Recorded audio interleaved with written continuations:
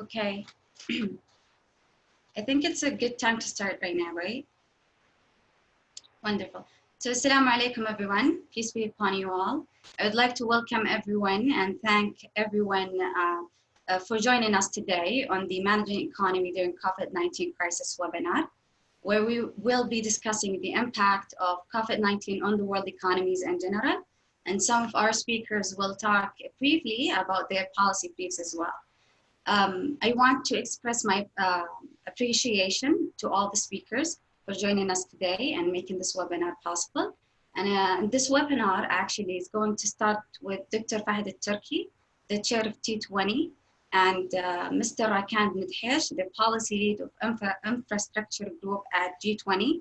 They will give their opening remarks. And then Dr. Nabil, the lead co-chair of task force number 8, and the CEO of SEMA will follow by giving a statement for about 10 minutes.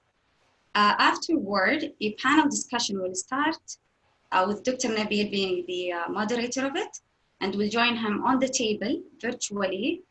Franco Bruni, a co-chair and a president of Milan ISPI, Gerard Hartsink, a co-chair and a chairman of GLEIF board, and Jose Soret, a co-chair and a professor of UCIMA, and Khulud Al-Dakhil, the CEO or managing director actually of Al-Dakhil Financial Group, will join us today as speakers. They will again talk about the impact of COVID-19 on the world economies, and they will cover different regions and international organizations. I would like to remind everyone who is attending today to feel free and encouraged to ask as many questions as they want. We will answer these questions at the end of the webinar, bi'idhnillah. For now, I would like to actually take a few minutes to give a very special thanks to my colleague, Tamim Al-Athamin. He was the previous coordinator for task force number 8 on the international financial architecture. I will take over his position for the next few months. So please allow me to introduce myself. My name is Amal Al-Rashid, and I'm a research assistant at KIFPRES, King Faisal Center for Research and Islamic Studies, and I'm simply the new coordinator for task force number 8. I am so honored to be part of T20 team, and I'm so glad to be joining you all today and organizing this webinar. And now, for the sake of this webinar, I would actually give the floor to Dr. Fahd al-Turki to give his opening remarks. So Dr. Fahd, the floor is yours. Shukran, Amal. Thank you, ladies and gentlemen. It's a pleasure to be with you today. This is our first day in the office, or second day in the office after a month and 2 months and a half of lockdown and working from home. And it is a pleasure to be back in the office, and pleasure to be with you today on this webinar for our task force on financial architecture. Before I start, I would like to thank Rakan Midhesh for joining us today. He is the chair of the Infrastructure Working Group, and we look forward to hearing the priorities of the G20 under this theme and how it's got affected by the COVID-19. I would also like to extend my thanks to the lead co-chair, Nabil Al-Mubarak, for organizing this webinar and also for leading this task force, and Amal for doing the logistics and so on, and also as well to our co-chairs of this task force. Let me first note that COVID-19 pandemic is actually a human tragedy, and perhaps the most significant civilization threat that we have faced in our lifetime. COVID-19 by now has spread to more than 5 million people in over 180 countries, with an infection rate that we have never seen in more than a century.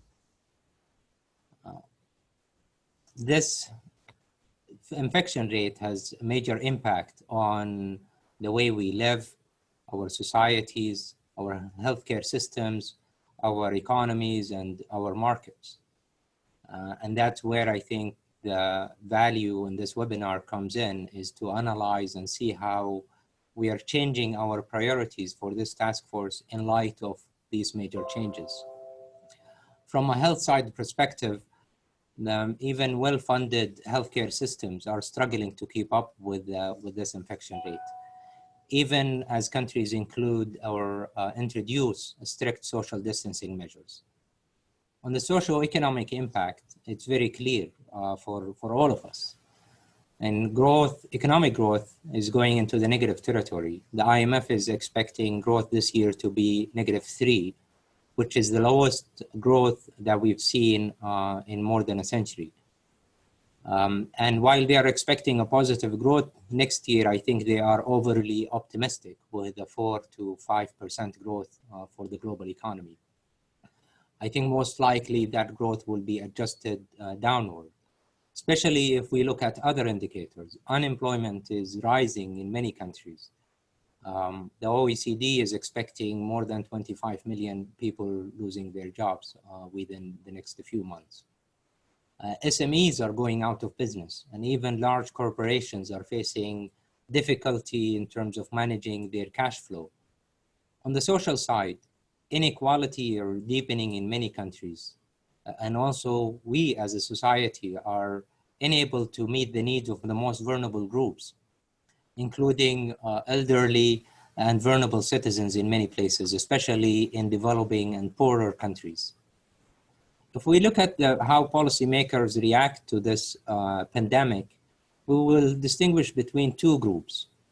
And most of the time, they're choosing between two contradicting and very hard choices. On one side, if they don't act immediately and do a lockdown, they will risk thousands of deaths from COVID-19 and at the same time overwhelm their healthcare system. On the other side, if they act and lock down and shut down the economy, they will risk an economic collapse and significant contraction in their economies and higher unemployment, with probably high rate of mortality from non-COVID-19 related reasons, especially in poorer countries. So we have been through a number of crises, and we should learn from these experiences where global unity and solidarity should be on top of our priorities.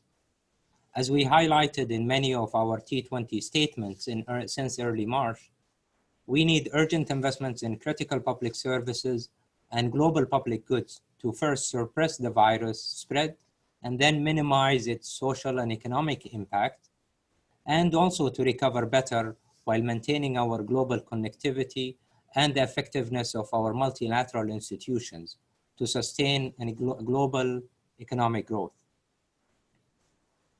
Such actions will ensure that the right environment for the international community to assume its responsibility toward achieving inclusive and sustainable economic growth. If we look at the priorities that we set for this particular task force within the T20, I will highlight a few that we talked about since at the end of last year and early this year, which include managing risk and crisis and capital flows in international institutions. All the new threats like making financial institutions as modern as the market, encouraging inclusive financial sector development in developing and emerging economies, governing regulations for cryptocurrencies and fintech and their impact on the international monetary system, global financial governance and cooperation between multilateral institutions and regional institutions, including central banks and other local institutions. All of these priorities are as important now as they were before in terms of sustaining economic growth and ensuring financial stability. From our part at the T20, as a T20 Secretariat, we have issued 3 statements since early March, before and after the extraordinary G20 summit, which was held at the end of March. In all of these statements, we called for a coordinated stimulus package to allocate resources to businesses, workers, and households, especially in less developing countries. Some of the recommendations that we mentioned in these statements that are related to this task force include scaling up cash transfer measures, introducing social protection schemes, tax reduction, low interest rate, access to credit, restoring global supply chain, and reversing slowdown in global trade, improving access to medical supply, and introducing insurance and wage support schemes for SMEs and some of the large corporations in poorer or developing countries.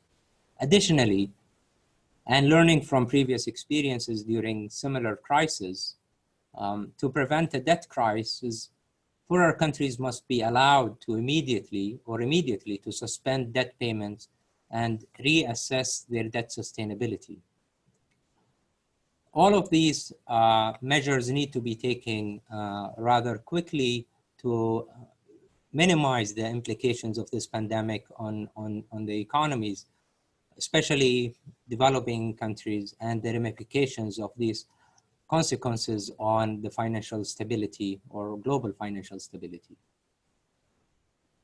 As I mentioned in previous crises, governments and monetary authority, they took collective measures to contain or maintain global stability, financial stability, and by continuing to inject much needed liquidity. And this should be the same approach that we should see this time around, with even a bigger implications of a larger crisis.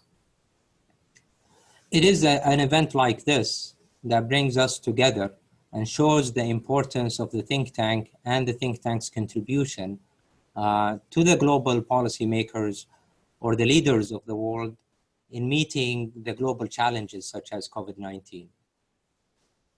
In the context of the subject of this task force, this crisis may play a constructive role in reforming and rebuilding multilateral institutions to improve the international cooperation in meeting the requirement of achieving an inclusive economic growth.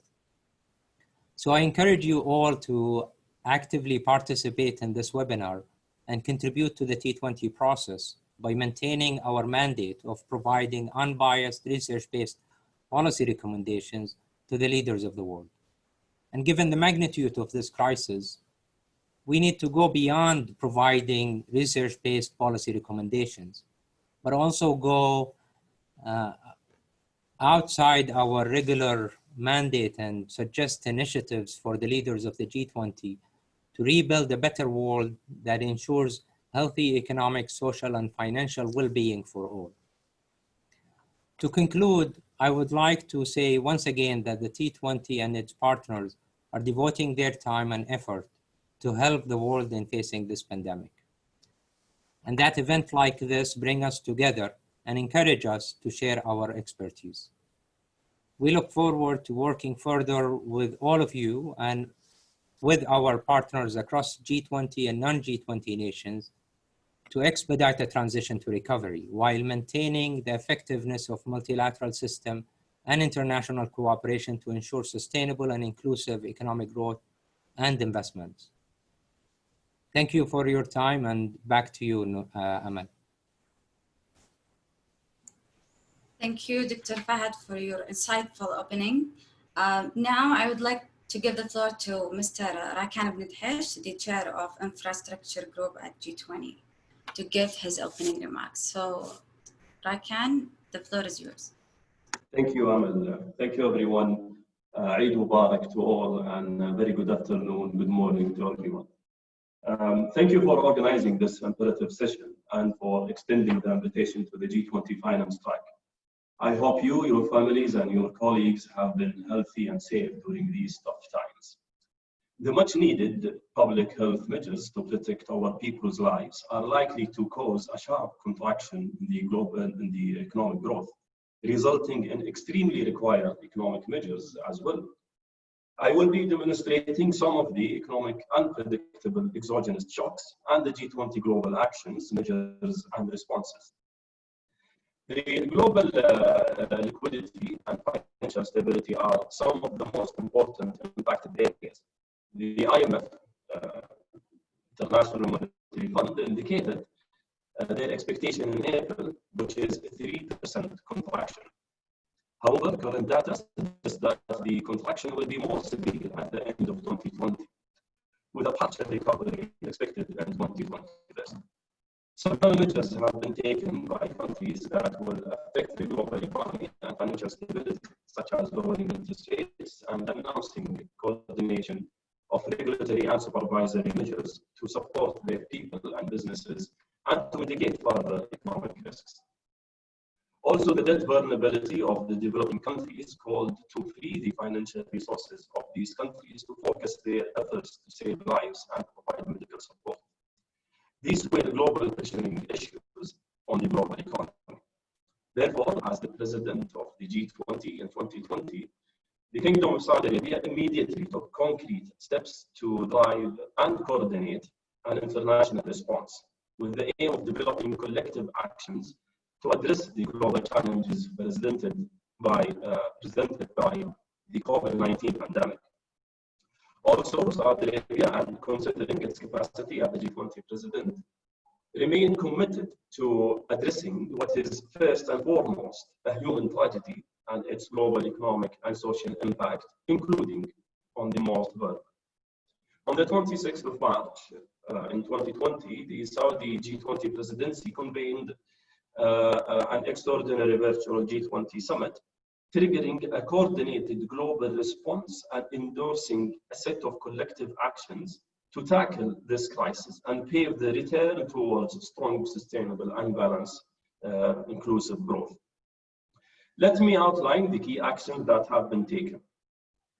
First, the G20 presidency helped to raise $8 billion to finance immediate health responses to the crisis by co-organizing with the European Union and other stakeholders a pledging conference on May 4th, 2020, where Saudi Arabia has pledged $500 million to relevant international organizations in the global health to support such efforts.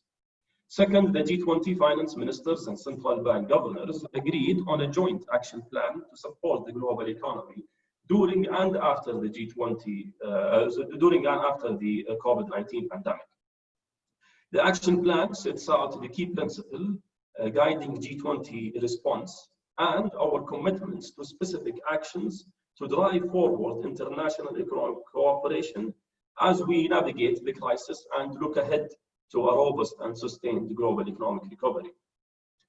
The action plan will be reviewed regularly to track implementation by the Framework Working Group, the International Financial Architecture, and the Infrastructure Working Group.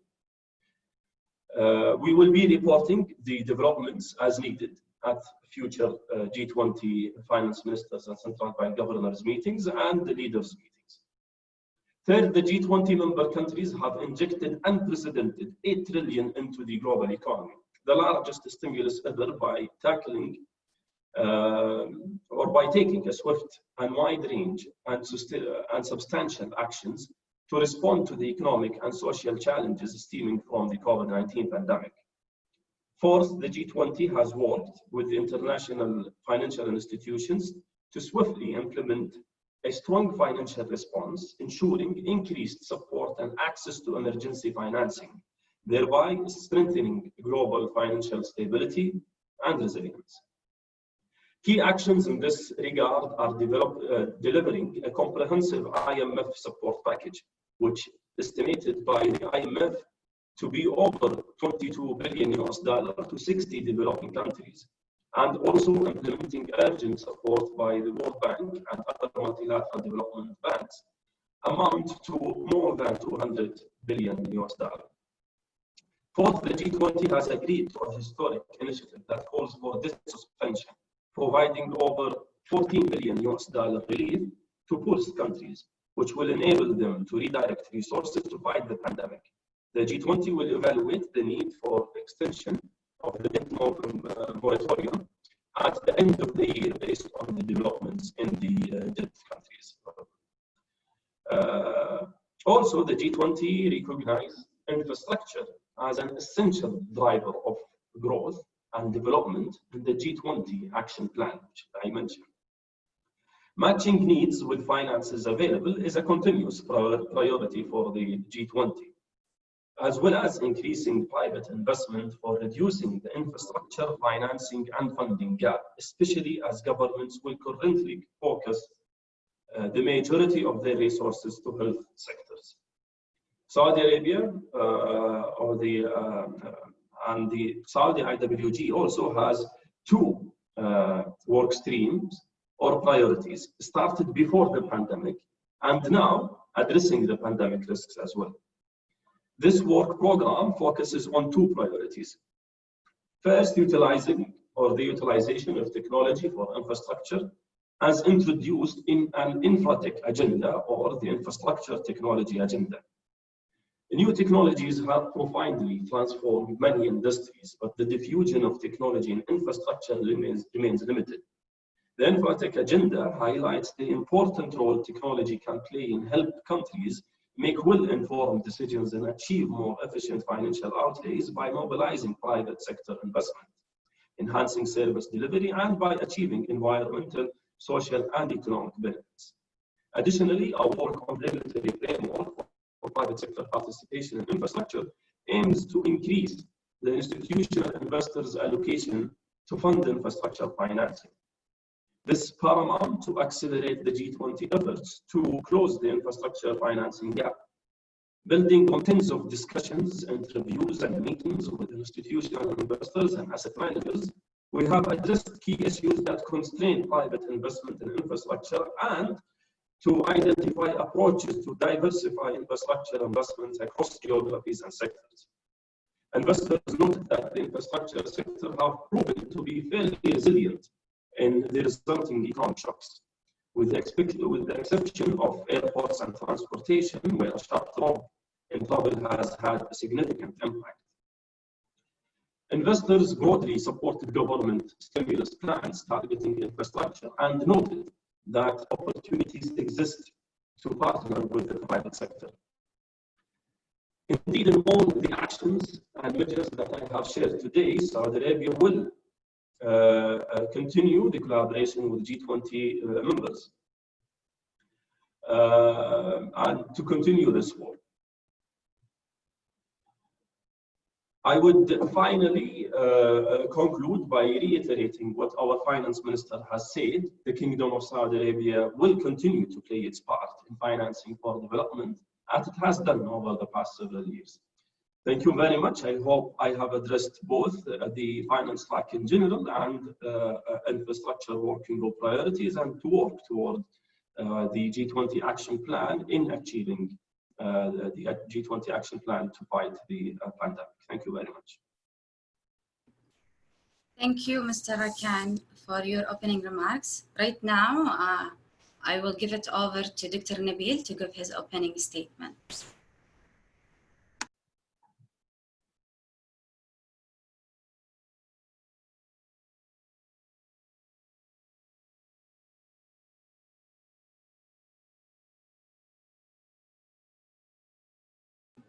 Dr. Nabil, we don't hear you. Okay, do you hear me now? Hello? Yes, we hear you. Okay. Thank you, Amal. Good evening, everyone, or good morning for some people.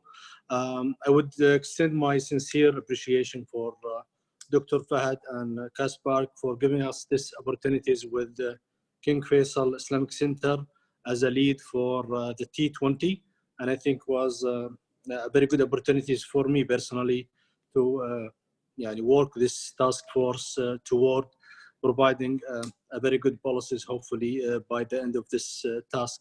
And I would really also appreciate my co-chairs who are working with me very hard for the last few months, and we still have a few months ahead before we finalize this task and give it, or at least raise it to the G20 level. The other point, I think, I would be saying I'm very proud that we are, as Saudi Arabia, leading the whole world during such crisis that never happened before, at least in our age, at least 100 years ago.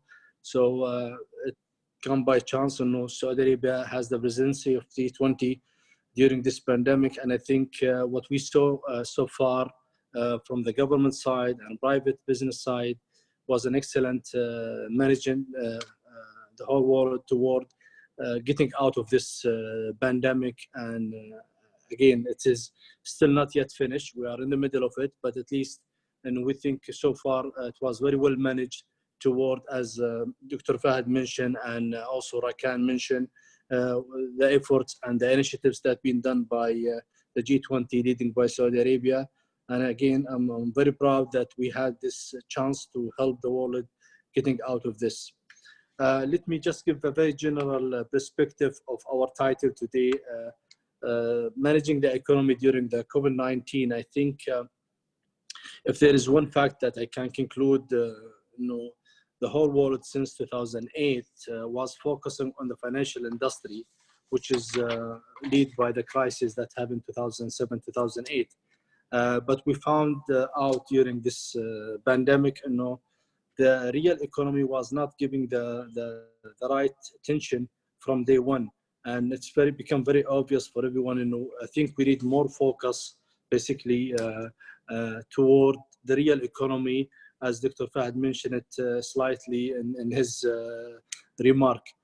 If we think that the economy will be back as normal as we used to know it before COVID-19, I think we are mistaken.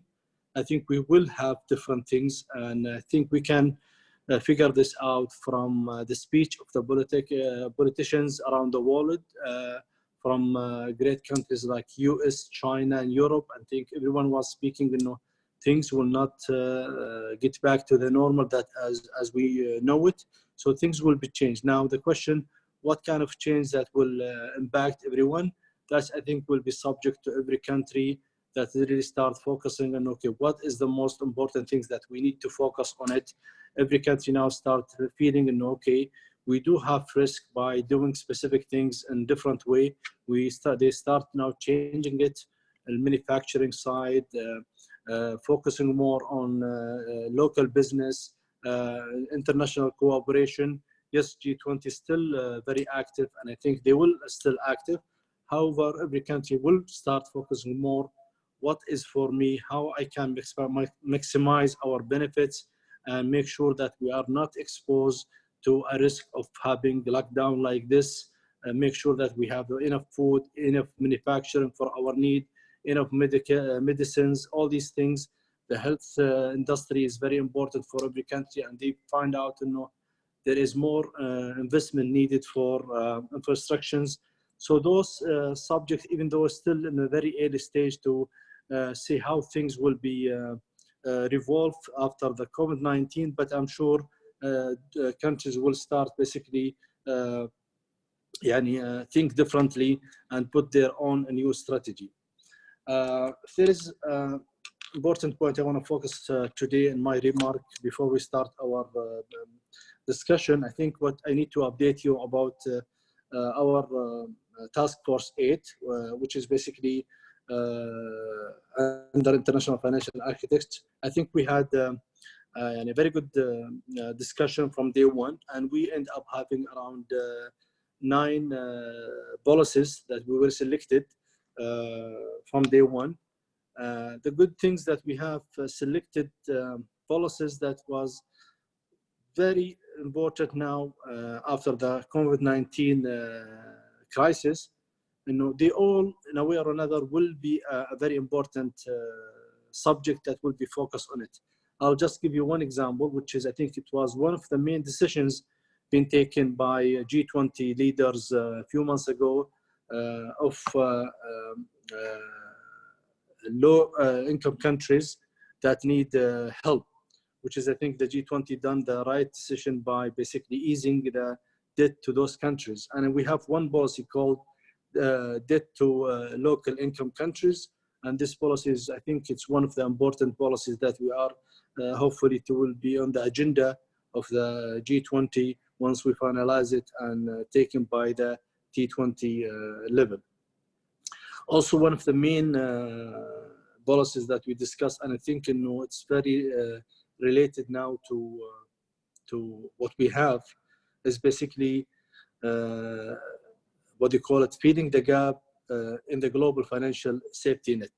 Also, this has become very important, even though some countries start feeling, you know, what's for me, and they start thinking locally, but I think this is going to be also very important policy, and the G20 and other countries will start focusing on having a global safety net, financial safety net, and this is one of the policy that we pick it up from day one, and I think we were very lucky to have this one. The third subject, which is we have more than one policy, but in a way or another link, is related to the digital currency, digital money, what the G20 need to do on this one, supervising, regulating, those things has become very important, because this is going to be the ultimate. And I think with the COVID-19 not touching the real money, as an example, from social perspective, it's become very important to focus more on digital currency, even though it was before the pandemic, the digital era started. But I think with COVID-19, the digital currency become very important. Not only digital, but also the payment technology overall is has a very clearly pressure to speed up the innovations and make sure that we have a very good payment systems and digital currencies that can basically overcome such limitation on touching and exchanging physical money as we used to. The other one, which is also still very important to what we have as a COVID-19, is what they call it, time to implement the sovereign debt transparency. After the the pandemic crisis, the first thing was discussed about the sovereign risk, and we saw most of the rating agencies around the world start downgrading most of the countries because of such sovereign risk. I think this is need a more coordination, more regulation and supervision, and how things would be managed and what kind of risk need to be benchmarked between countries. And those is very important things. And lastly, but not least, monitoring or at least the new strategy for monetary policies. I think also for the last 10 years or so, from 2008, most of the countries was focusing more on the financial industry, try to help it after the financial crisis in 2008. What we need now, not from the finance minister or the governors of the central banks, but we need more coordination on the real economy from different ministry level in all countries, especially G20, in making sure that we have a coordination and accumulative efforts toward helping the real economy in different way. We don't want to standardize things, but at least we see and we have global coordination toward this one, and not focusing only on the financial side, because I think we give it much attention for at least 10 years now or more than this. And we end up having a crisis like COVID-19 that really caused the damage for the real economy, which is a sequence, the financial also is facing a serious problem now. So I think back to what they call it 100 years ago, and the real economy is still very important, and financial is just helping it.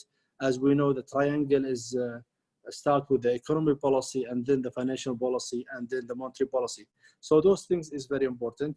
Last point, I want to just make sure we will keep working hard with my co-chairs and the author to finalize hopefully a very good policies.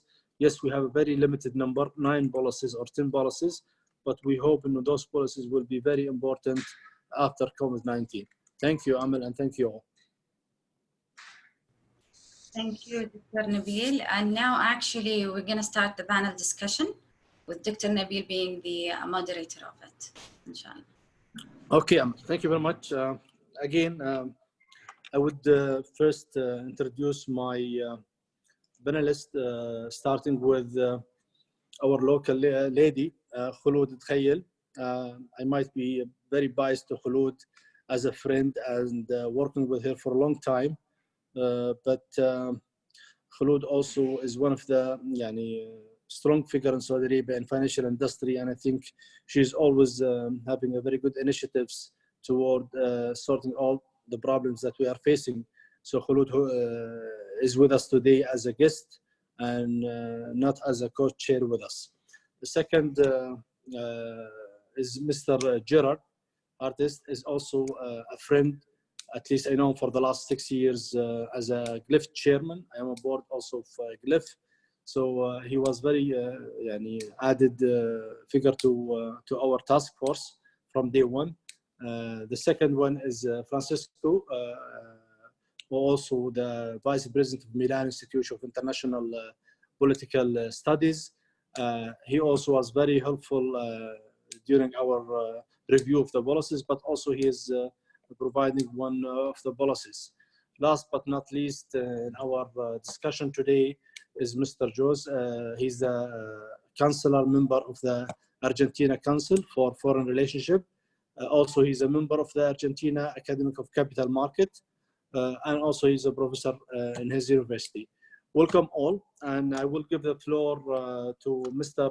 Francisco Bruno to start basically giving us his view about how to manage the economy during this COVID-19 pandemic as started, and then we will focus more in more detail on our task force. Go ahead, Franco.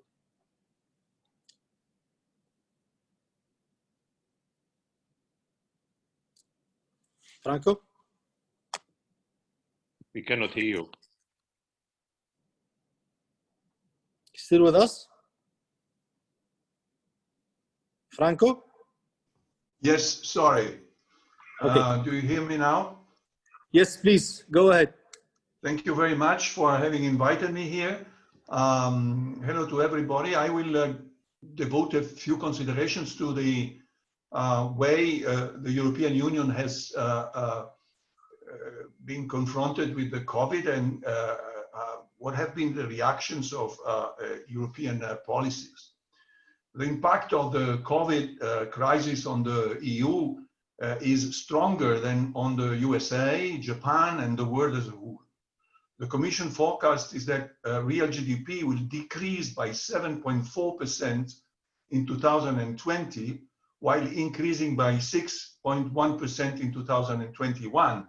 But these V-shaped forecasts of the crisis, in my view, is a bit optimistic, like the IMF global forecast. And I would expect a more U-shaped profile of the GDP, waiting at least until 2022 to show a truly sustainable recovery. And the reason is twofold. First, the starting conditions of many economies before the COVID shock were rather unsatisfactory and financially fragile. Second, the international relations are in very bad shape, much worse than after the great financial crisis of 2007 and 2009. While the impact has been symmetric of the shock, there are considerable spreads in the drop-in of output and expected recovery between different member states. It's in fact very asymmetric. Specifically, Italy's GDP is forecasted to decrease by 9.5%, which means 2.1 percentage points more than the average of the European Union. This also reflects the fact that in terms of health, the virus has hit Italy harder and for a longer period. The asymmetry characterizes also the future profile of the economic crisis. For instance, while Germany, Poland, Slovakia, and Czechia are expected to fully recover by 2021, Italy, Spain, and the Netherlands are forecasted to remain 2% below 2019 level. It is important to keep in mind this asymmetry of the COVID economic effects to realize the special character of the measures that the EU is planning to cure the crisis. Fiscal policies will obviously be under pressure. The aggregate general government deficit is expected to surge from 0.6% of GDP in 2019 to 8.5% of GDP in 2020, in both the euro area and the EU this year. This sharp increase largely reflects the work of automatic stabilizers and the sizable discretionary fiscal measures to combat the impact of the virus on national economies. In 2021, the headline deficit is forecasted to decrease to 3.5% of GDP in both areas due to the expected rebound in economic activity and the unwinding of most of the temporary measures. The euro area's aggregate debt to GDP ratio is projected to reach a new peak of close to 103% in 2020, before decreasing by about 4 percentage points in 2021. In Italy, the government deficit will overshoot the average of the euro area, probably going higher than 11% of GDP this year, and hopefully being halved in 2021, when the total public debt to GDP ratio could reach a dangerous 160%. Instead of looking at national policy reactions to the shock, it is worthwhile concentrating on the reactions of the EU's central policymakers, because they look unusually and to some extent unexpectedly strong and interesting, as the EU tries to use the current crisis as an opportunity to deepen its integration and to develop stronger EU-wide policy tools. The first reaction has come from the ECB. And this is fairly logical, as the very first phase of the COVID crisis is a crisis of liquidity deriving from the impact of the lockdown on the cash flows of households. And let me say that in terms of monetary policy, we have contributed with Jose a policy brief to Task Force 8, which is about strategies on monetary policies with the COVID shock. The ECB has moved for the first phase in two directions. First, specific measures to amplify the financing of banks and their supply of loans to firms the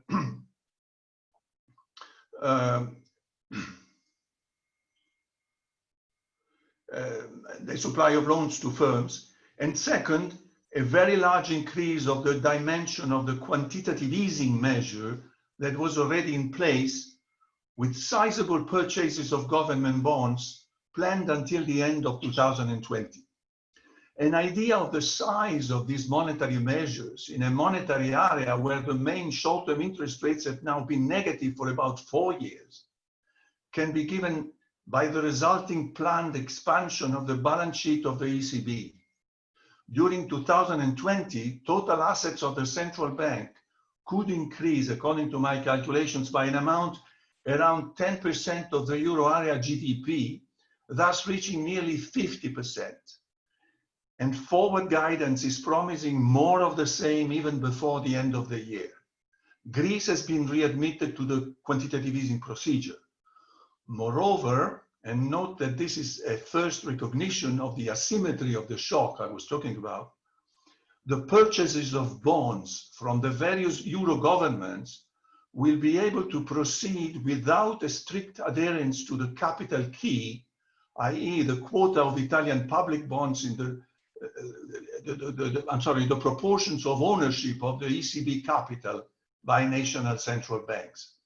This means, for instance, that the quota of Italian public bonds in the total quantitative easing purchases can be, for a substantial number of months, significantly higher than the share of the Bank of Italy in the ownership of the ECB, which was impossible with the previous formula of QE.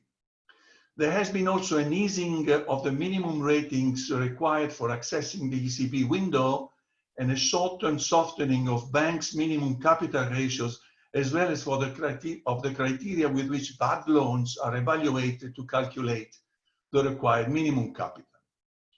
As for the fiscal measures, immediately after the explosion of the COVID shock, the Commission suspended the rules that govern fiscal discipline and monitoring the member states, the so-called Stability Pact. It has also suspended the validity of most of the rules that prevent state subsidies. However, It was only towards the end of April that the European Council started to seriously discuss fiscal measures to be enacted by the EU as a whole for supporting the enormous financing needs of national governments to combat the economic consequences of the crisis. The issue is highly controversial because some of the member countries of the euro area are against the idea of fiscal centralization and solidarity, the idea of pooling funds and sharing risks with other countries, also transferring money to those of them that are hit more seriously by the shock. This group of countries tend to approve only highly conditioned short-term loans, but they oppose longer-term and less conditional loans and grants as well. Apparently, Germany was also near to this type of position, but more recently, a French-German agreement led to the fairly innovative and courageous proposals that have been detailed by the Commission and that are now under discussion. Apparently, strong opposition comes only from the so-called group of frugals, composed by the Netherlands, Austria, Sweden, and Denmark, probably joined by Hungary, and with some other Eastern EU members and Finland in a critical position. The expectation is that discussions will keep going, and only at the end of the year, the full fiscal package will be available. This means that until December, most of the action will still be taken by monetary policy. The composition of the fiscal package and the discussion is rather articulate, and it's worthwhile in a short description, and then I conclude. It's fairly complex structure. Systemically and synthetically, it can be described as composed by 4 parts. First, there's the European Stability Mechanism, which was created a decade ago during the crisis of the euro area, with a treaty separated from the basic treaty of the European Union, which normally provides emergency loans to member countries in serious financial difficulties, conditioned to severe package of economic policies agreed with the Commission. Well, the ESM has been now enriched with an additional facility providing loans up to 2% of each member country GDP, with the sole condition to spend the money for the specific sanitary needs directly or indirectly deriving from the COVID shock. The ESM is financed with funds from the member states and by issuing its own securities on international markets. Second, a temporary instrument has been set up to support member states in protecting employment in the specific emergency circumstances of the COVID crisis. It would provide funds up to 100 billion euros, a bit less than 1% of the euro area GDP, to be charged in principle on the EU budget and on guarantees of the member states to make loans that integrate the resources available for unemployment insurance institutions of each member state. This instrument has been called SURE, an acronym that stands for Support to Mitigate Unemployment Risks in an Emergency. Third, the European Investment Bank, which is funded with the well-known first-class securities issued in global markets, will create a pan-European guarantee fund of euro 25 billion, which could be levered to support 200 billion euros of financing. Franco, 1 minute. Franco, 1 minute. 1 minute. Yes, a couple of minutes, if you allow me. To help, I mean, the European Investment Bank will take care of recapitalizing firms, especially small and medium enterprises. Fourth, and most important, what we call the Next Generation EU. It's a big thing that is now under discussion, and which amounts to a total of something like 750 billions of euros, nearly 7% of the euro area GDP, and it's divided in several facilities dedicated to several needs of the economies. All in all, I think that the monetary and fiscal measures designed by EU policymakers to combat the economic shock from COVID are well organized and can also contribute to strengthen the unity of the Union and preserve the effectiveness of its large single market. I'm sorry if I was long, but I was set to prepare something of 15, 20 minutes, so I prepared this. Yeah, already 15 minutes. Yeah, that's it. Thank you. Thank you, Franco. We will get back to you with maybe more questions, but the questions will be answered by the end of this discussions. I would move now to Jose. I think it's very important also to hear about Latin American side and see what they done, what they are facing now during this COVID-19. Please, Mr. Jose, if you can, having 15 minutes, and then we'll get back to you. Yes, I can. Thank you, Nabil. Well, it's a pleasure having you here, being in this webinar. I would say that what Franco said applies to Latin America also. But you have to consider that the region was already posting its lowest economic growth in decades. And the region has a very limited fiscal policy space, at least under conventional standards. And it does not have the capability of issuing a reserve currency. So even monetary policy space is also limited. I would like to repeat, under conventional standards. The pandemic will hurt us highly. It will lead to the most severe contraction in economic activity in the region's history, which is saying much because our economic performance has not been stellar either. As Franco said, nowadays economic projections are bad numbers, but even considering that, they seem to be on a rosy side, a little bit optimistic. So projections are for the region to drop between 5% and 6% in the year, and easily those numbers could be surpassed. Impact on poverty will be, this will be a very tough shock for the poor, and the ranks will grow a lot. Maybe we might end up adding 30 million poor people to the number of poor in the region. So COVID has been very tough for a region with limited economic policy space, that even in that situation has been able to manage to launch economic stimulus, extraordinary measures that mimic the measures that advanced economies have adopted. So we have had a huge fiscal policy expansion. Programs in some countries are in the 2 digits area, 10 or 12% of GDP. Even in Argentina, where the original response from the fiscal side was just 1 or 2 points of GDP, effectively, we have already spent nearly 5 points of GDP, and as the pandemic extends in time, more money will be disbursed. Monetary policy has also proceed in the same way that in advanced countries, even though the region suffers from original sin and many problems. And I would like to stress that point and jump out from Latin America towards the G20 space, because I think for the region and for many countries, working harder from the G20 perspective makes a lot of sense. I would say that when you review what has happened in the world after the pandemic, you see the biggest economic crisis in some so short time span throughout the history.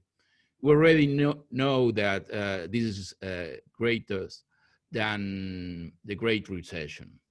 And in a very short time span, just 2 months, it has destroyed more employment in the US than even the Great Depression in 3 years.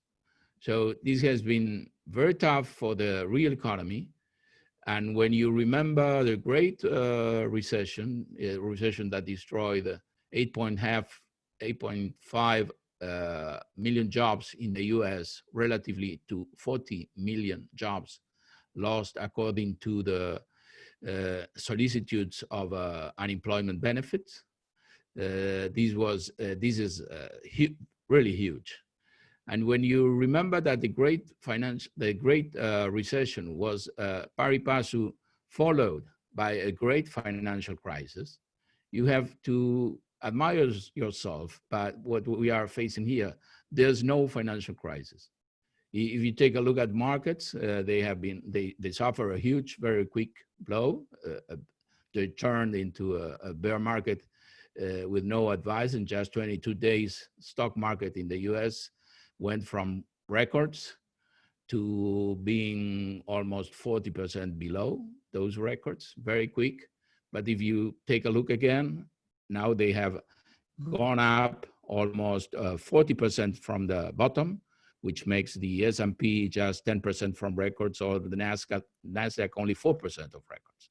So here we have a situation when there's a big, as you said, a big impact on the real economy, and almost no impact, or very limited impact on the financial side. And that's on the credit side. There's no credit destruction. We are not talking, as we were talking in 2008, 2009, about the dire situation of the banking system, of Lehman and all those names, that we were frightened by the impact of the crisis on the financial side, on the destruction of credit.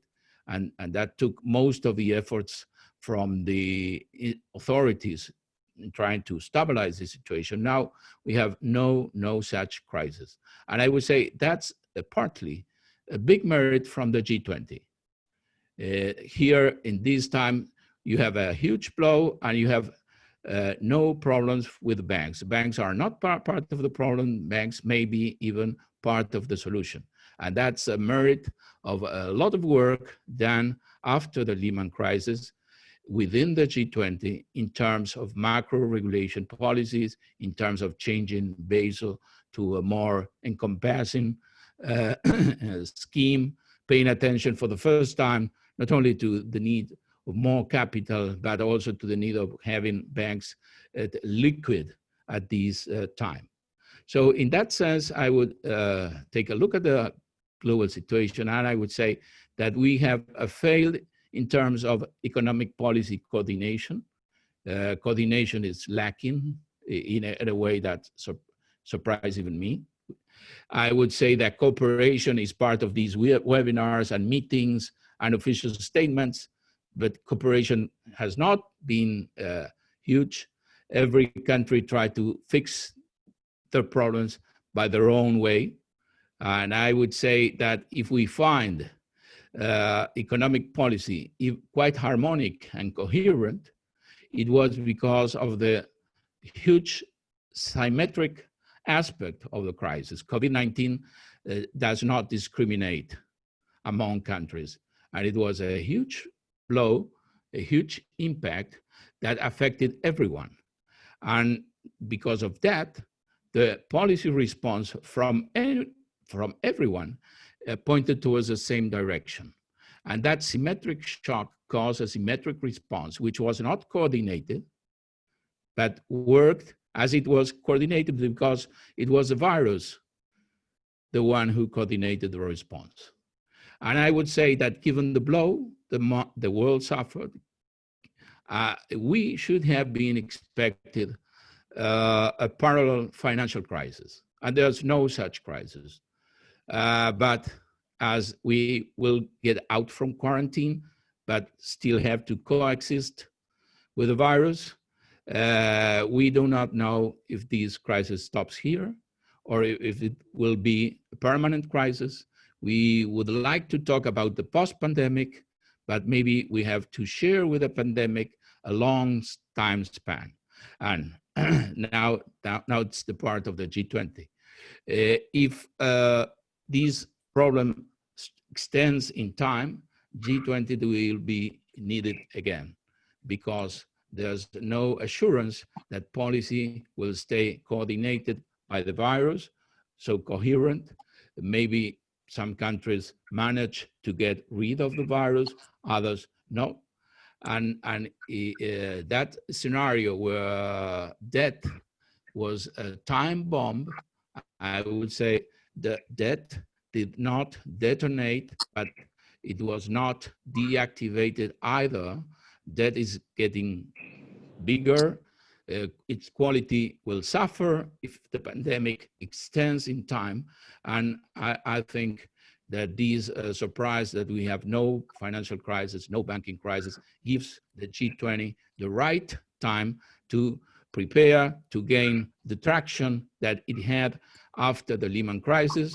I would say the importance it gained because of the results of that work during 10 years we see now, which is in fact the crucial fact that we are not having trouble with banks. And based on that work, I would say we should build upon that work and give the G20 the space to imagine or to work on solutions for the long-term problems the pandemic will create. And they will create very tough situations for countries like those in Latin America, and as I said, have not the luxury of being able to issue a reserve currency or to issue bonds that deserve very high credit ratings. That's it. 3 minutes? No, that's it. I will add these 3 minutes if you want. 3 minutes are few to stress the importance of the role the G20, in my opinion, has to play in this country.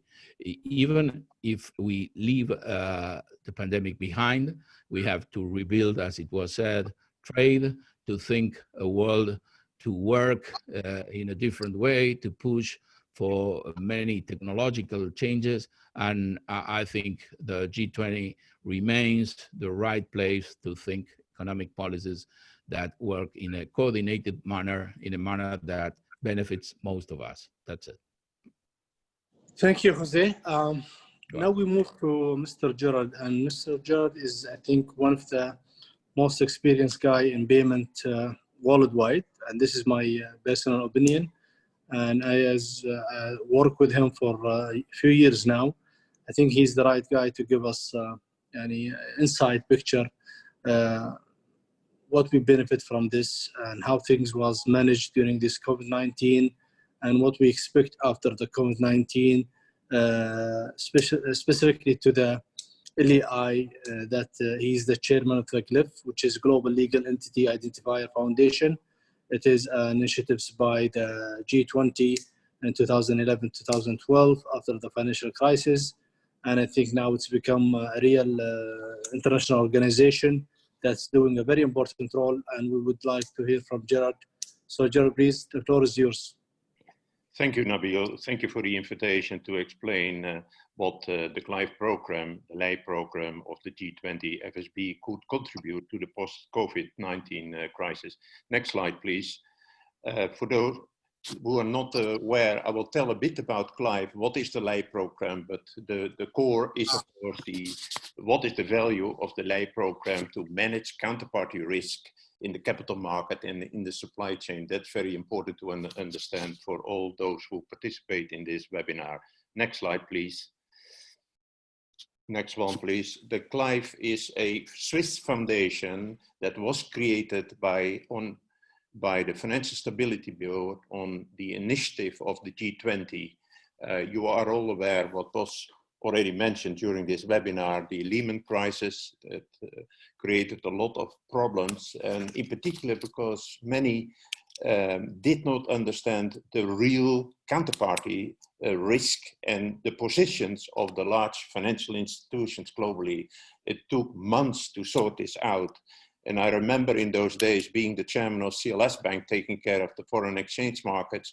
It was very hard, in particular for the derivative market, to understand what is the position of Deutsche Bank vis-a-vis Citibank or JP Morgan or Goldman Sachs or AIB. And it took months to sort this out. And that became the trigger for the Financial Stability Board and the G20 to create a new a new phenomenon, the legal entity identifier, to be able to understand much better who is the counterparty. And so their initiative created the Oversight Committee in 2012, currently with 71 regulators from 51 countries, mainly central banks and securities regulators, but sometimes also treasuries. And they created, together with the FSB, the foundation of which I'm the chairman of the board, and Nabil is one of the board members. In 2019, the Financial Stability Board had a peer review, and they have 4 sets of recommendations, and 2 of their recommendations have to do with what I'm talking about, the securities market, securities transaction, and also the cross-border payments, in particular related to the supply chain. Next slide, please. The CLIVE mission in the middle is we are managing a network of lei issuers. So far, we have 33 lei issuers. They have been accredited by the board of CLIVE. They have to fulfill all sorts of nitty-gritty procedures that is of a master agreement that is published on our website to ensure the highest quality of data of legal entities. And that is the core. We believe that as CLIVE organization, that every legal entity in cross-border business, capital market, supply chain, digital economy should have a lei. And our scope is very international. We are a not-for-profit organization. Nobody of the board, inclusive myself, are not paid for their duty. You do it pro bono to help the public interest. And we are not allowed to take any policy positions, what the government should or should not do. Next slide. Next slide, please. The lei program. The legal entity identification is very important for the public sector.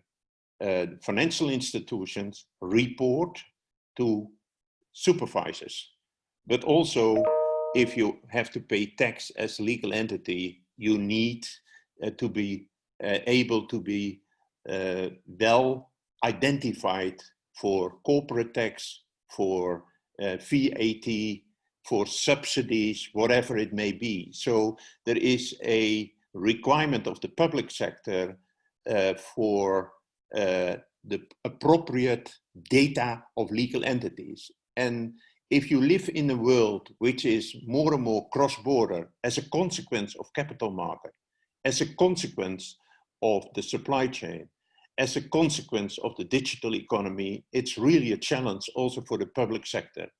So that is basically the business to government reporting, but also for the business to business reporting, it is very important to have an appropriate system, global system of legal entity identification. Each jurisdiction around the world has their own mechanisms of identity identification. There are 750 business registers around the world. And the reality is that many businesses around the world are worried about the quality, the reliability of the reference data. So we did a study together with McKinsey, and for financial institutions in the capital market, they use on average 4 identifiers for their business clients, which is bizarre. It's not only the local number, it's also the ISIN number. It is the big number and many other numbers used in the capital market, the VICI number for those who are familiar there. And the issuers of shares and bonds, such as the governments, but also corporate bonds, they have a unique LEI, but they have multiple ISIN numbers. Think about Apple Computer Incorporated, American company, well-known, Apple. They have 980 ISIN numbers.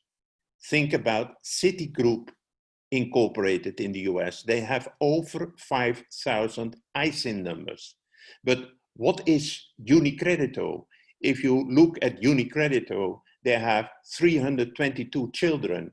If you look at Citigroup, Citigroup has nearly 1,000 children. So corporate structures are very complex, and to understand how they deal at the global level with each other, it's even more complex. From an investor's perspective, many investors around the world, in particular the last one, do not only invest in local bonds or local shares. Their portfolio covers many jurisdictions. So they like really to understand their total exposure of each issuer.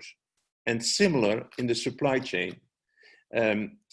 Being an advisor also of the International Chamber of Commerce, I know very well that it is a challenge in export-import business to understand who is your counterparty, being an importer or an exporter. And also to understand what does it mean if your exporter or importer is part of a group with many legal entities in multiple jurisdictions, and how to take care of compliance with, for instance, sanctions regimes, money laundering regimes, and anti-terrorism regimes. So for that reason, also the chairman of the ICC asked the G20 leaders in November 2018 already to take care of the broad adoption of the lei program as designed by the G20. Next slide, please. So the lei is basically a very simple standard based on the ISO 17442 standard. You see in the lei record the typical data of a legal entity. If you did not yet see it at least once, I recommend you to do so. And there are some registration data. When was the legal entity registered? The data of the local business register are mandatory part of the lei record, such as the local registration number, but this is standardized. And the data are free of charge available for anyone around the world. So you can download the whole database. So far, already 1.6 million legal entities have registered. Compared to the total population of legal entities, it's not that much.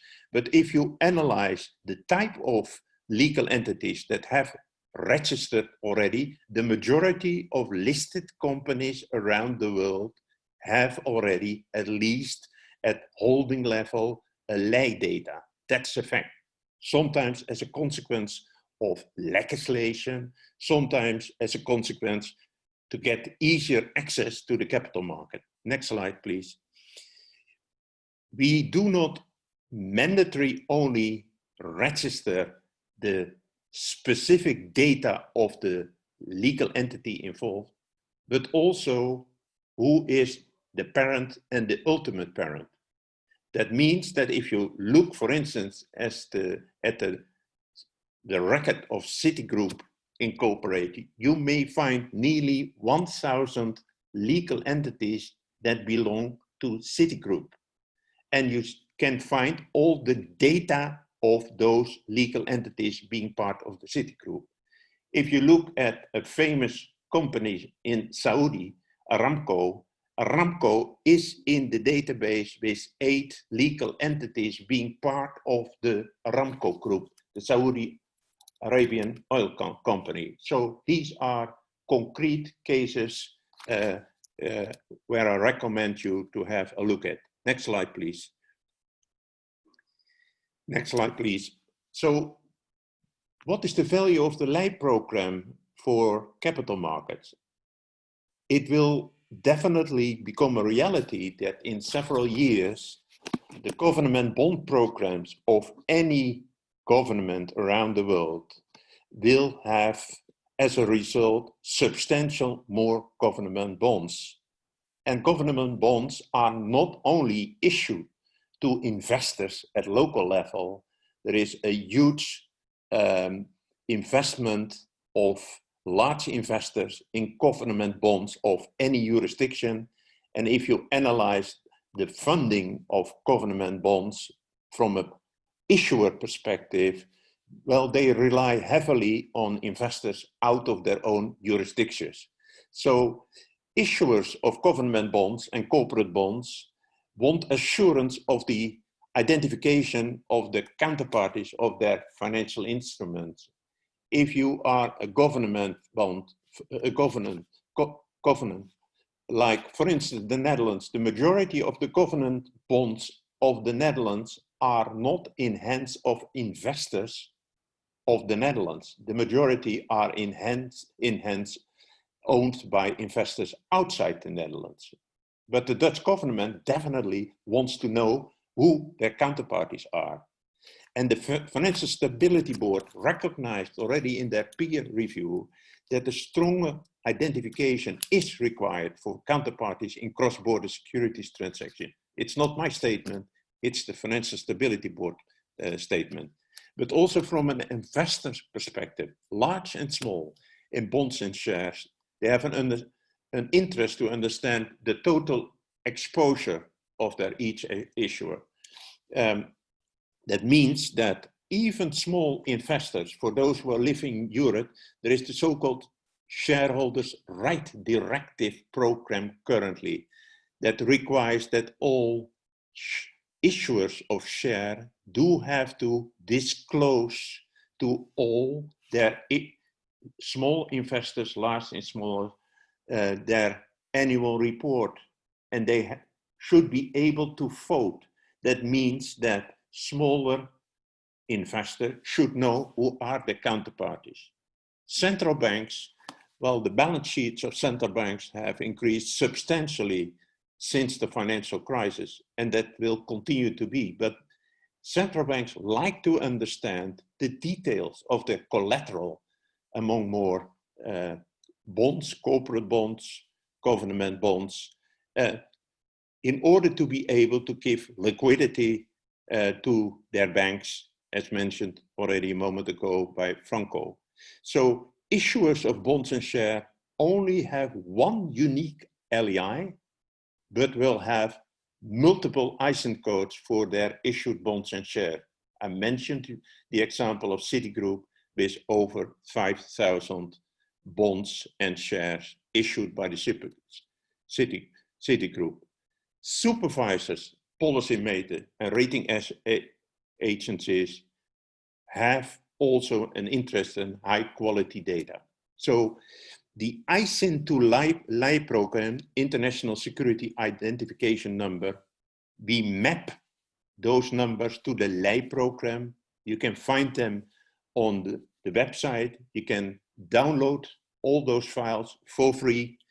It's not yet completed for all FSB countries. Together with the FSB, we are working hard to get this done at the latest end of this year. It's done for the US, it's done for Germany, but not yet completed, among more for the Netherlands, France, and there are some other countries where this program is for practical reasons not completed. Next slide, please. Supply chain. It is recognized that the global supply chains of goods and services are very integrated.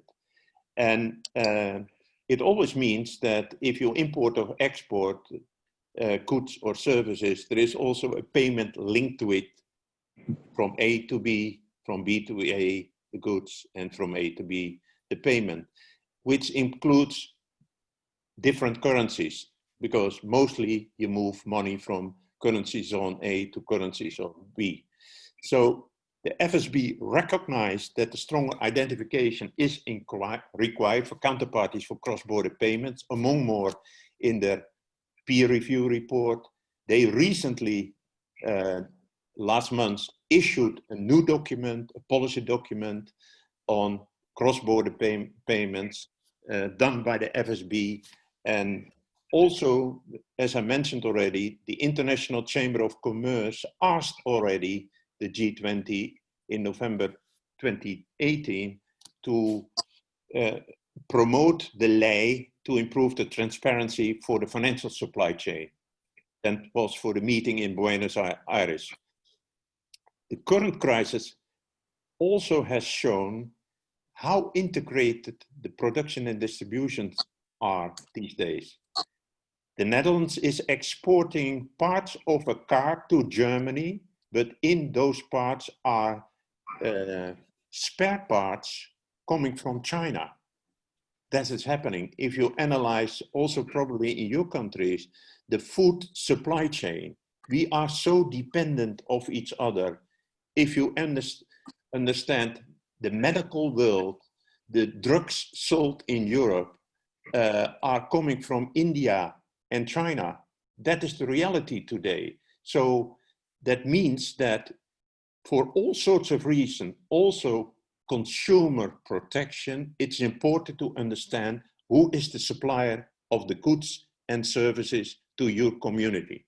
So the reality is also the crisis initiated substantially more traffic as a consequence that consumers buy goods and services on e-commerce platforms. And even drugs are these days bought by consumers of suppliers in other countries. So that means that also for the payment world, it is important that it is more transparent to whom do you pay your money and who is the real supplier of the goods and services. The big standard is used by the SWIFT network, and the complete big-to-lane mapping is already available free of charge for anyone on our Clive website. 1 minute. This is all I want to share. There are 2 attachments for those who are interested in the lay program for the capital market, for the supply chain, and those are snapshots from those senior persons out of the public sector, such as the governor of the Reserve Bank of India, and or those of the private sector. Thank you very much. Thank you, Gerard. It was very heavy meal by you and by Jose and Frank. And I think now we will move to Khulud to give us some sweet things. Go ahead, Khulud. I hope it's sweet. Thank you, Nabil. Thank you, gentlemen, ladies and gentlemen, for allowing me to participate. It has definitely been a beefy discussion, which kept me changing my thoughts. But anyways, I want to speak today a few minutes on probably I would call, if I had to pick a title, the sentiment of the private sector, or what I see is going on, which I think is global. So I want to start by saying it definitely feels very comforting that the challenges we see here are global in nature. I believe maybe I will also start by saying, contrary to, I think, Mr. Gerard, I believe that the recovery shape will be more of a V shape. And I will tell you in the end why I feel that it will be more of a V shape. So if we talk about the private sector in nature and what is the private sector going through, if I use Saudi as an example, where I think most of the private sector, 90% is SMEs.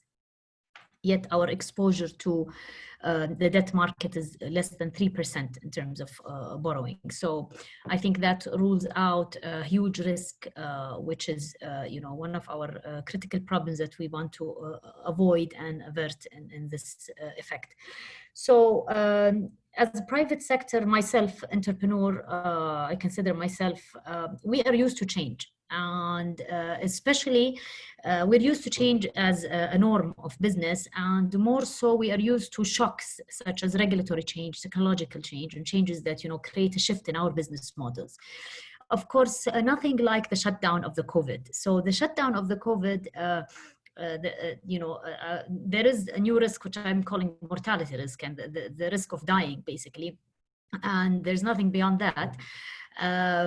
But the shutdown, which is self-inflicted recession, that must and was managed well. At least I have the example of Saudi. Yes, we have saved lives, but we have created this economic shock for the private sector. Now, the private sector now, usually in developing our business models, we are asking ourselves, what is next? Today, what I see in the private sector is what is now? What are we doing now? And I see that the current actions adopted by the private sector would fall into 4 areas. The first area is assessing the damage. Now that we have switched the light on, the economy is slowly coming back. So businesses are trying to assess the damage due to the closure. This is number 1. Number 2, we are looking at survival plans. What are the survival plans? Of course, the incentive packages that was launched by the Kingdom, similar to global packages, had my assessment 2 main objectives. One is the sustainability of the businesses and keeping them afloat, and managing the unemployment basically rate. If I had to just narrow them down to only 2 elements, I would say these were the 2 common universal elements that everybody's trying to save. So businesses today are working on their survival plans in order to afloat this period. The third thing is they're looking to changing their business. We have already been facing, with the introduction of the 4th Industrial Revolution and the technological change, people, were trying, but we were doing it at our own pace. The shutdown of the COVID has really pushed us off the cliff in order to change our businesses. So here I think we will see a shift in the supply, the shift in the way we do our businesses, to the extent that we no longer recognize how businesses are actually defined. We've already begun to see this merge with the fintech and other kinds of changing in the new economy. But with the objective of survival, people are forcing themselves to change their business models and how they deliver.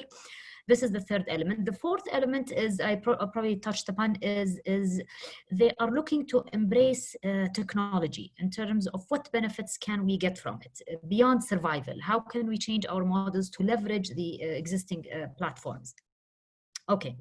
So then we talk about the V-shaped, and why I think that the private sector or the recovery in the private sector, or the economy, if I would say led by the private sector, would be more of a V-shaped for 3 points. The first point is I believe that the private sector has a unique spirit. I always say that if there is an opportunity to have any return, then we will continue to seek it. So the private sector, no matter how many times they fall, if there is an opportunity to actually make money and create wealth, then we will reestablish ourselves. So I call that the spirit of the private sector. The private sector is extremely resilient and extremely adaptable. And I think when we have demographics like, for example, our model, where it is the majority youth coming online, and then we see more of resilience. And the second thing is the friction between the old economy, traditional, and the new economy, which already emerged before the COVID and which is driven by the 4th Industrial Revolution, and the fact that technology has no borders, so it's not stopping the COVID. On the contrary, it is surpassing the challenges of the COVID. So the second thing is we have already seen potential and opportunity in the new economy, which I think will continue, and this will be the second reason why I think we'll have a V-shaped. The third and lastly, maybe comes from my background of investment banking, is opportunities.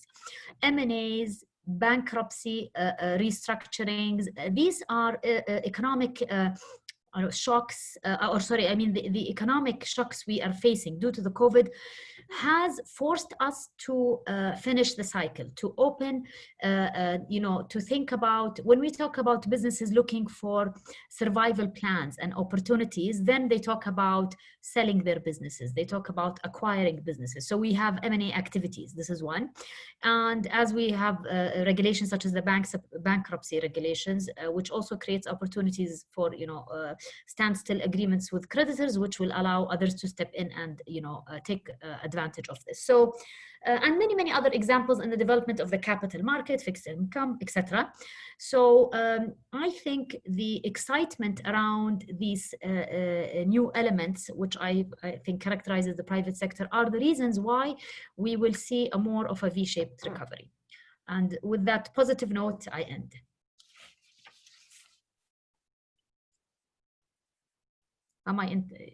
Did I exhaust all my time? Wala? You actually have a few minutes if you want to state something. Yeah, I think I'm fine, so maybe we can more. Okay, Well, thank you. Thank you, Khulud. I'll just give after Amal permission, if I can give 2 minutes for everyone, just to wrap up, and if you want to add anything. So Franco, if you can just give us another 2 minutes, if you want to add anything before we close the discussion. Franco? Yes, yes, thank you. Maybe I can describe better this big parcel, this big package of fiscal interventions that is now under discussion, because this is going to occupy the attention of also the international press in the next months. So it's called the Next Generation EU. So this shows that they are looking further a lot in the future. And the largest part of this instrument consists in a recovery and resilience facility, very large, more than 500 billion euros, that will offer financial support to individual member states for investments and reforms. But then there are other little packages that are little instruments and packages that are, for instance, providing support for regional cohesion policies, incentive for private investments, special financing for health programs, research, and green and digital transition. So it's a very big thing. And what is interesting is that a lot of it is in grants, so there's no reimbursement, and that it is divided in a very uneven way, with a lot of privileges for Italy, Spain, Greece, and other countries that are particularly hit. So politically, this has been a big step by the Commission, supporting the idea that the grants will be distributed according to the needs and not according to the sort of shares in the EU of different countries. Let's hope that this goes through, because obviously politically it's going to be difficult to have the approval of the Council, and you need unanimity. So now there is a lot of diplomatic work going on, trying to get the unanimity for the approval of this big package. In my view, if this is approved, it will be a very big news for the expectations, and will probably have a positive effect on aggregate demand in Europe and perhaps also elsewhere. Well before next year. If it's not approved, there's going to be, on the contrary, a very bad news, and Europe will have a sort of a political crisis in a way. So it's a very important aspect to be followed, I think, by the general public opinion. Thank you, Franco. Jose, if you just have 2 minutes, if you want to wrap up your view, please. I would like to mention one of the policy briefs where I worked with other co-authors, Claude Lopez, Pavel Trunin, Sergei Dorishevsky, and Heli Tumba. It's on digital money and finance, and you slightly mentioned it. And if we want to add to the positive note, I would say that technology is effectively letting us sort out the crisis in a better way have this pandemic happened 20 or 30 years ago. Not only it would have been more devastating, but more boring to stay at home without many of the things that technology brought us. But I would say that in our field, money and payment systems are going through a very quick pace of digitalization and change. And that change is very profound, very deep. And it was timely in the sense that even before the pandemic, that change was gaining speed. And during the pandemic, having digital means of payment, digital monies, and different systems running on digital platforms has been a very great help. So I think one of the positive things pandemic is pushing is that it's letting us know that we need different models and more resilient models. And one of the ways to get a more resilient system, not only in the real economy, not only for the 4 industrial revolution, but also in order to close a digital circuit more resilient, we need to develop and to push ahead with this digitalization process. But the devil is in the details, and there's a lot more of financial stability risks attached to the digitalization process. That's why we proposed the G20 to develop a very comprehensive vision and agenda on these issues, on a vision on digital money, digital finance. We have been alerted by Facebook's Libra project last year, and that was a very huge alert for central banks. So many people are working on this issue. COVID has given a great push for digital payment systems.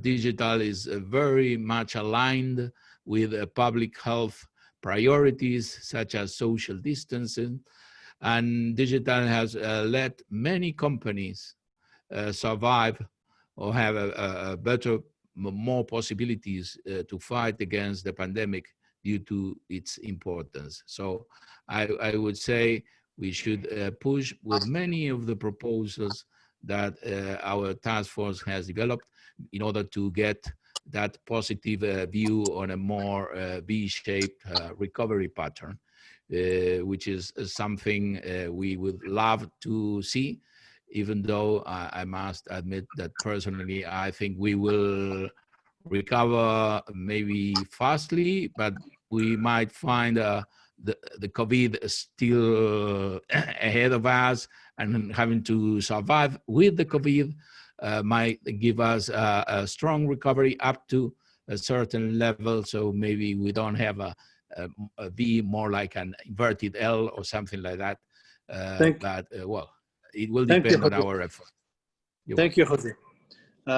Gerard, if you just answer one question that I think everyone should know how the LEI would help any country for allocating the stimulus that they are giving to the private business.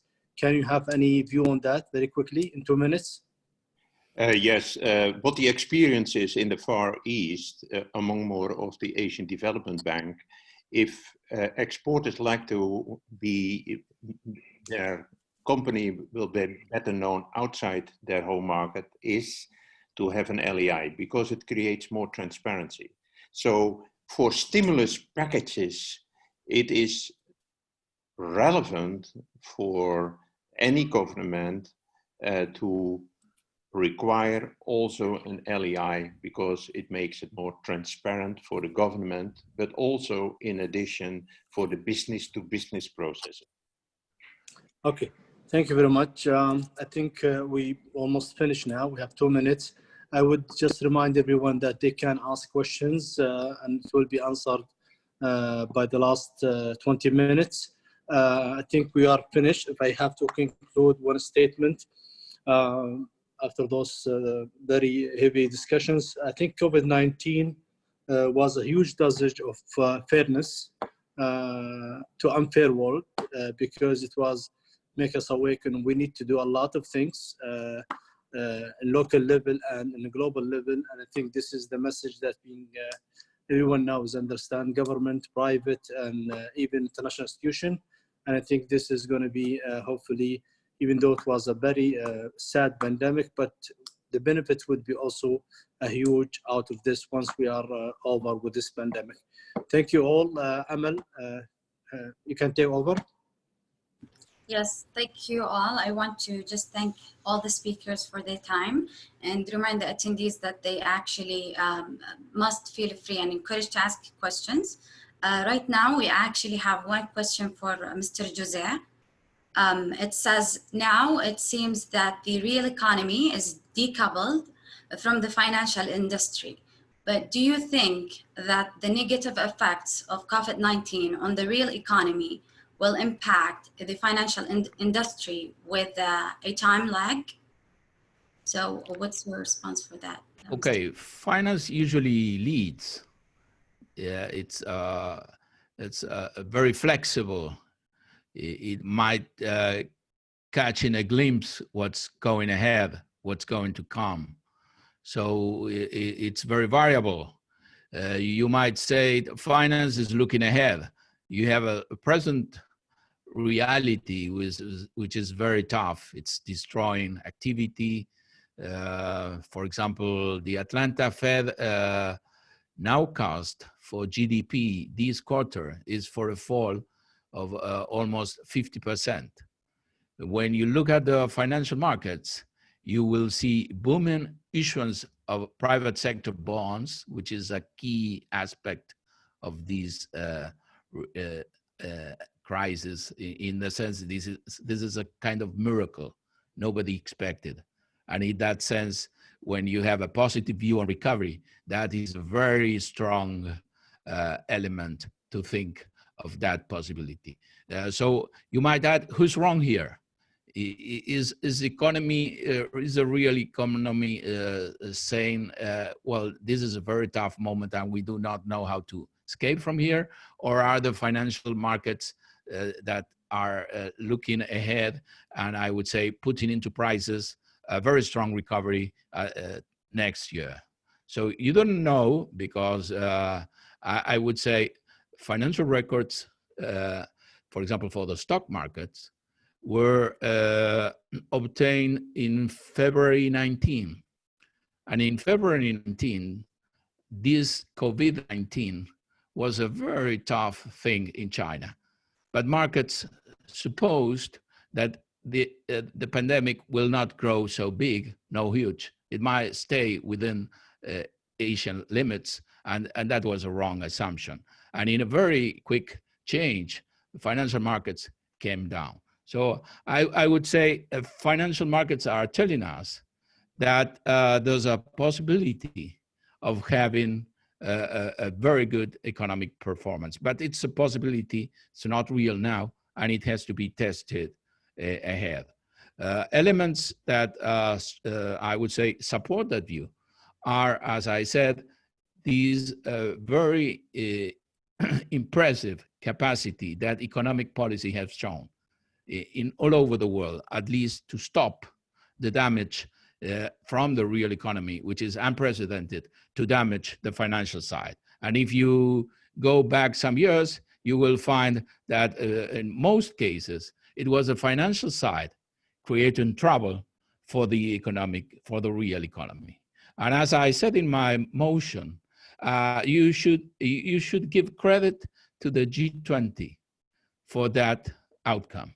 It's not 100% due to the G20, but measures that were able to isolate the financial markets from these terrible situation in the real economy were adopted, were analyzed, are, I would say, the creatures that came from the G20. And that was why I said G20 is being underutilized right now because of these geopolitical tensions. That's quite clear. But in the sense that pandemic is something global, and nobody will be safe if this sickness goes uncontrolled in one single country, because the teaching is you might have this problem in just one city in China, and it becomes a problem for all of us.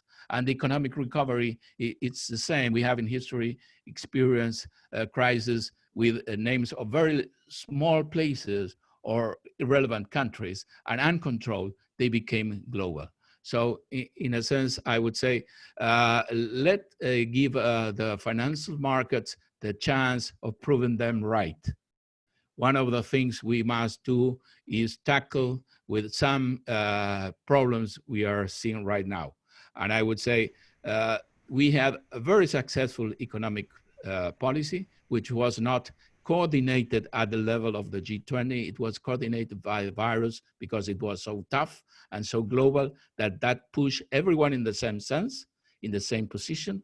And the positive spillovers save emerging markets, because emerging markets have no umbrella. They have no ECB, no Fed, no Treasury, no possibility to issue a reserve currency. Emerging markets face a terrible outflow of capital until March 23. It was the biggest in their history. So emerging markets were going straight towards a big debt crisis. You know, we put labor into quarantine, put capital into quarantine. So income is going down, but interest you have to pay is still accruing. That's a very big mismatch, and that's at the core of the problem. And for emerging markets, that was a little mismatch, but it was saved because of the capacity of economic policy to stop a race or a run against private debt, against low credit debt, and it turned around in just one day, and the clear day is March 23, the day where the Fed announced 2 credit facilities that were destined to buy corporate debt, and that world changed around. And after that, emerging markets were able to issue debt. And that's the miracle we are facing now. That miracle will last forever? No, it shouldn't. And we should be working on that in order to prove financial markets correct.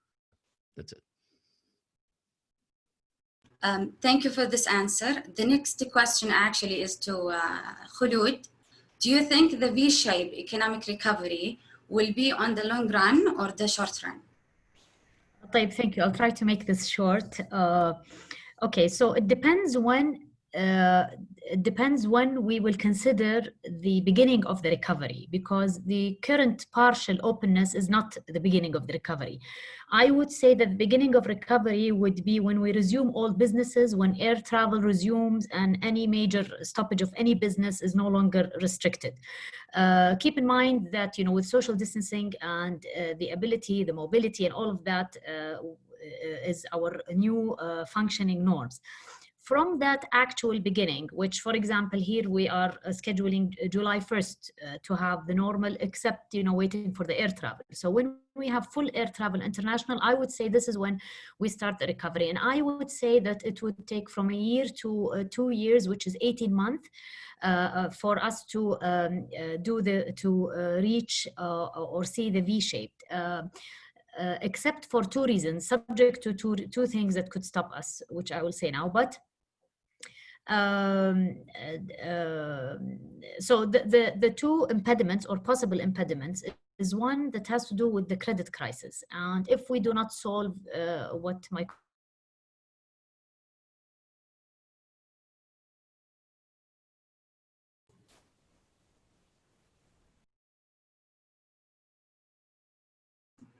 Okay, I think we lost Khulud, but thank you for her answer. We have 2 minutes and we have a question. Amal, can I ask questions to Mr. Rakan? Sure. Mr. Rakan, if you can just elaborate more, how do you see the relation would be in terms of recovering from this COVID-19 between the private and the government worldwide, especially through the G20? Do you have a specific plan? I know we have a B20 and we have government 20, but in terms of, you know, we have this crisis and was not considered. So how you see the initiatives will be managed between the 2 sides, private and government? Thank you very much. Let me speak from the infrastructure perspective. We have launched a collaboration, and this collaboration, as I mentioned in the remarks, it was over 70 institutions we have met, and we've taken their comments and feedback. Also, we have worked on this report with the OECD, and we were going to submit this report to our ministers in July. So basically, this collaboration is to discuss challenges and issues that are faced by them or by institutional investors, i.e. Insurance companies, pension funds, and whatnot. And then we addressed these challenges. We are going to carry on this dialogue, especially over this critical period, to ensure that there is quality investment that is going to support economic growth from now until we get out from this pandemic. As you know, over the 2018 crisis, Most of the investments were targeted towards infrastructure because of its sustainable pattern. So the discussion now is around to continue this way forward in a tilt towards quality infrastructure to ensure that there is quality return to sustainable and growth. The dialogue is not going to end at this report. We are working with the OECD to create a platform where we have this continuous discussion and dialogue with the private sector and to bridge the gap between private and public sector. Thank you. I'm back if I can continue. Okay. You can continue. Okay. Thank you, my apologies. So I'll make it quickly. So I'm not sure where I was cut off, but I believe we will have a V-shaped if once we start what I say is the real start, which is I would signify it with bringing back international travel and all businesses coming back online. And the reason I say that is I believe, as I said previously, with the resilience of the private sector, and this is a self-inflicted recession, meaning that we have shut down the light. The minute we shut it back on, we are still there. The demand is still there. Only two things, and that in terms of tenor, long-term or short-term, I want to say in the middle, but from the starting point, I would say a year and a half, which is 18 months, sounds to me to be a logical time for the V-shape. Finally, two impediments that could, change this whole scenario is the credit.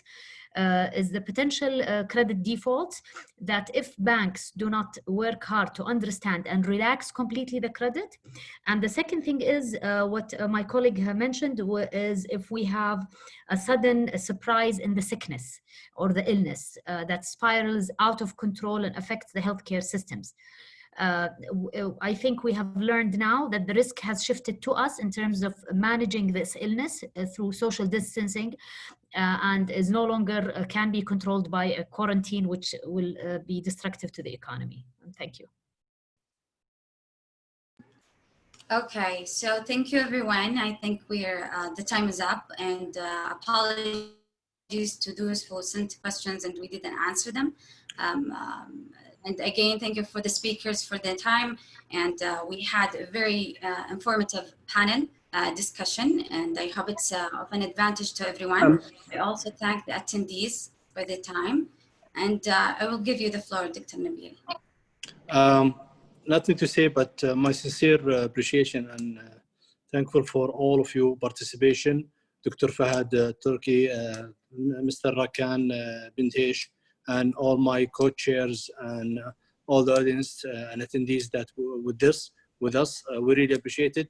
And I would give the floor to Dr. Fahad to conclude whatever he wants to say to close this webinar, and hopefully to see you soon in another events.